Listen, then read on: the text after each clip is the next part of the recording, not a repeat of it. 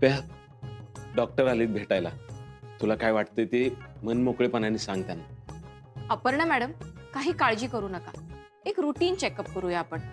मी तेच म्हणत होतो, तिचं जरा डोकं दुखतंय.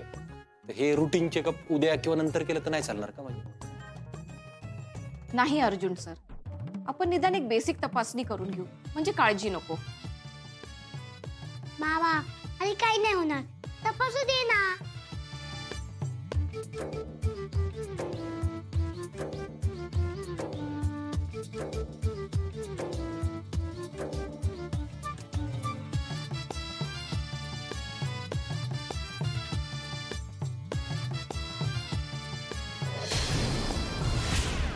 डोकं दुखतंय का?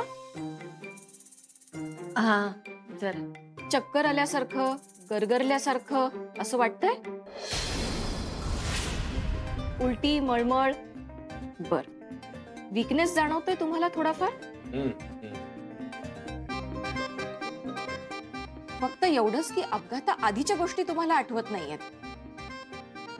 अपर्णा मॅडम, तुमचा अपघात झाल्यासारखं असं वाटतच नाहीये.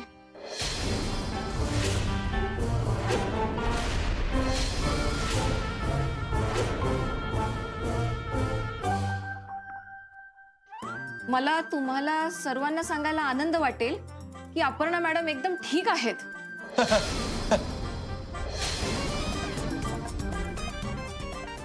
हा, आणि मेंटल स्ट्रेस आणि मी जे मगाशी बोलले त्याबद्दल आपण काउन्सिलिंग करूयातच. पण मॅडम, या अपघातामधून तुम्ही वाचल्या कशा? डॉक्टर, अहो मला जेवढं आठवतंय तेवढं सांगते मी. गाडीचा ऍक्सिडेंट झाला आणि तेव्हाच मी गाडीतून उडी टाकली.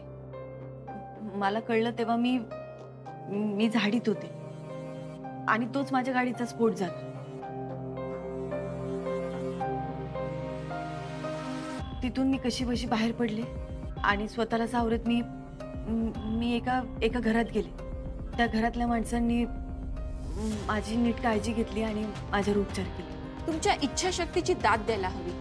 हे सगळं एवढं भयंकर वाटतंय आणि तुम्ही यातनं जिवंत बाहेर आलात. डॉक्टर, आधीच्या बऱ्यापैकी गोष्टी तिला आठवत नाहीत. हो, कळालं ते. आपण हॉस्पिटलमधील बेस्ट डॉक्टरांसोबत त्यांचं काउन्सिलिंग सेशन ठेवूयात. त्यांना लवकरच सगळ्या गोष्टी आठवतील. डॉक्टर,